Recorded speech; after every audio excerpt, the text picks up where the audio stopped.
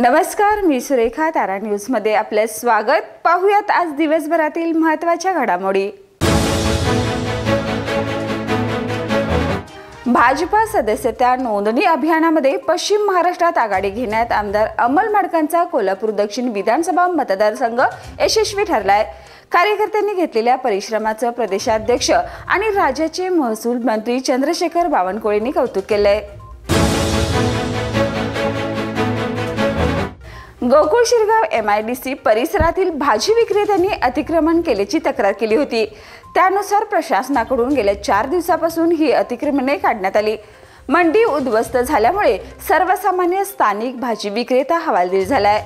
त्यांना न्याय मिळावा या मागणीसाठी मनसे व भाजी विक्रेत्यांनी जिल्हाधिकारी कार्यालयासमोर आंदोलन केले. दक्षिण भारत जैन सभा पदवीधर संघटनेचा 35वा वर्धापन दिन मोठ्या उत्साहात पार पडला. या कार्यक्रमात माजी आमदार प्रकाशअण्णा आवाडे यांना स्वर्गीय वसंतराव पाटील जीवन गौरव पुरस्कार आणि स्वर्गीय प्राचार्य शंकर हेगडे प्रतिष्ठा पुरस्कार प्रदान करण्यात आला.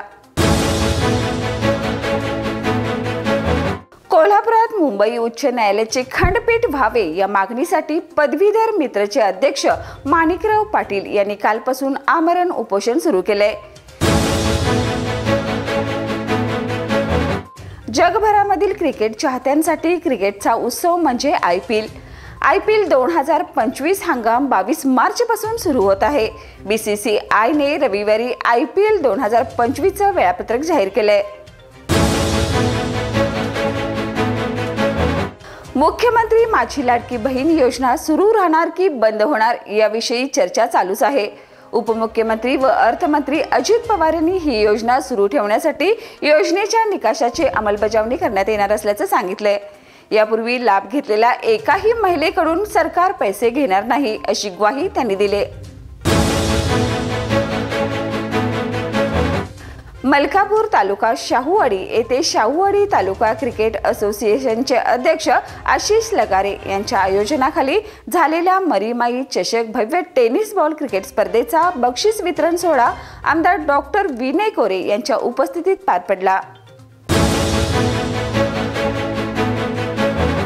हातकणंगले विधानसभा मतदारसंघाचे आमदार दलित मित्र डॉक्टर अशोकराव माने यांच्या हस्ते हातकणंगले तालुक्यातील भादवले येथे रविदास महाराज यांची जयंती, फोटो पूजन आणि महाप्रसादाचं वाटप कार्यक्रम संपन्न झाला.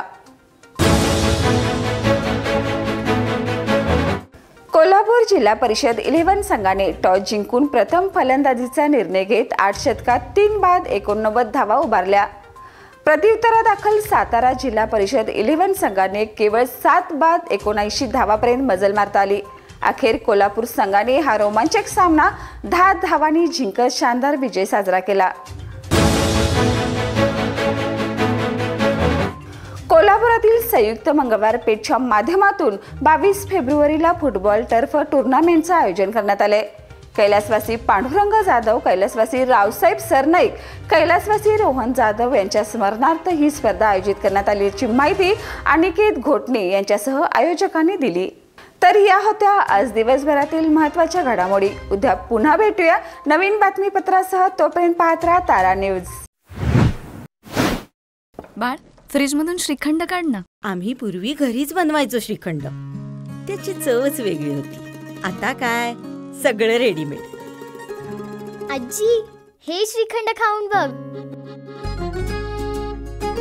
आज तुझ्या आईनं घरीच बनवलं की काय?